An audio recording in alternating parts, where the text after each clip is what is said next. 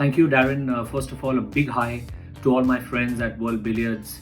All of us, I'm sure, are just dying to be back on the table, but these are tough times and we need to be strong and we need to be resolute.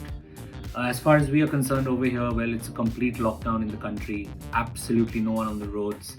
And India is a huge country, 1.3 billion people, and we are in a huge threat right now because apparently the virus is entering the community spread phase. So we all have to be extremely cautious, and we are just not stepping out unless it's extremely urgent. So yeah, we're just trying to cope with it and taking every day as it comes.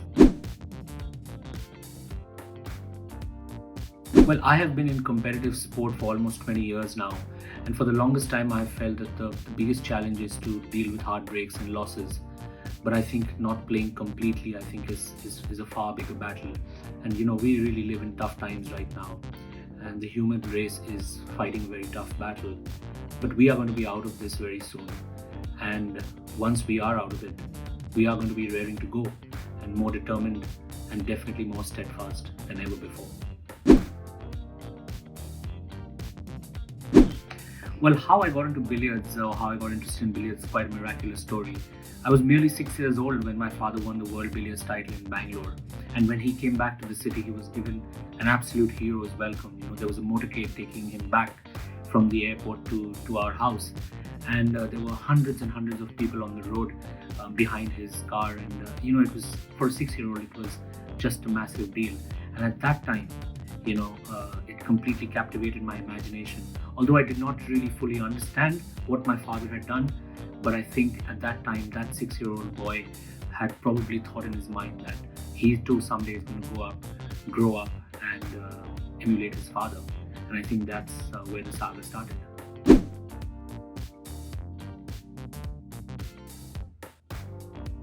Well, Dad's just been the most unbelievable influence in my life. Perhaps the reason why I play the game today is him. But very few people know that it was actually my mum who forced him to send me to the local club when I was just 13 years old, against his wishes, because he really wanted me to pursue studies very seriously, and billiards and snooker would have interfered with that. But anyway, Dad is not just a coach of billiards and snooker for me, he's a life coach for me, and there's a lot of things he tells me off the table about lifestyle, about how we behave with people, how we should behave with people, about politeness, about humility, about how long we have to go in life and how we must respect people and parents and elders. So for me, his contribution, it's ineffable for me to explain, and it's just been an exceptional journey with him, especially before the 2018 World Billiards Championship. My dad and me really worked very hard for almost a month, and he made a lot of technical changes in my game, and it was very difficult for me to implement those because it's after all technical changes and it takes time. But he kept the faith in me, and I was just hanging on to him, and I made those changes and I continued practicing with those changes, and ultimately I went on to win the World Billiards title. So I can't thank God more for giving me a mentor, a father like him.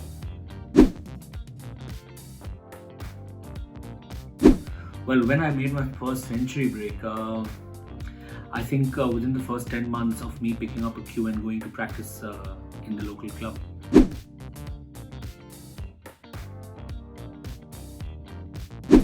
Well, my highest break in competition is 531, and honestly, the break started going downhill since the balk line warning in the 480s, and although I did cross the 500, I did cross the balk line, but then I could never get the balls together in a good position, so broke down on 531. And in practice, 770, again I think I missed a sitter-red spot, and I was really gutted because 1,000 break is a huge milestone for any billiards player. Well, as far as practice goes, I'm not the sort of player who likes to burn himself over hours and hours and hours of practice. So for me, what works is giving a solid 2 to 3 hours of practice every single day so that I can maintain the tempo. But as I near a big championship, whether it is in billiards or snooker, then of course I do go up a few gears, and I try to put in about 5 to 6 hours every day, but I divide it in between 2 schedules. I play by myself or with a sparring partner in a particular club, And then in the evening, I definitely make it a point to go and train under my father, because our sport is so technical, and sometimes mistakes creep in insidiously and you don't even know you're doing the wrong thing. So I make it a point that I play under his supervision before an important event, like say a week or 10 days before the event, so that he keeps my technique in check and he points out the problems that I may be facing. So yeah, it's a pretty regulated practice schedule as far as my game is concerned. Yeah.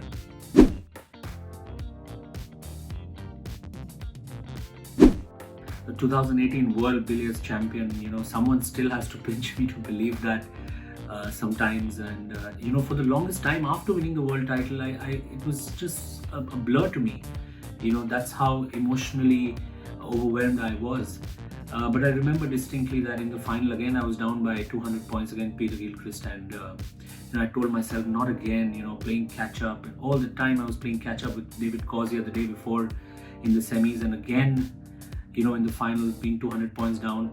And the most worrisome thought for me was that I had lost 2 World Billiards final before that, in 2016 and in 2017, to Peter Gilchrist and David Cozier. So, but the best part was that for almost the entire length of the championship, especially from the quarterfinals onwards, I managed to completely defocus myself from all the demons in the head. And when I was playing on the table, especially against Cozier, and of course in the finals as well, I was able to rein myself in, throughout the match, and not worry too much about the deficit. And I think that really played a trick. So in fact, there are some invaluable lessons that I have taught myself, or I have learned about myself as well, and they are just priceless to me. But yeah, it's just an unbelievable feeling to emulate my father 28 years later, father and son world champion. Just an unbelievable feeling.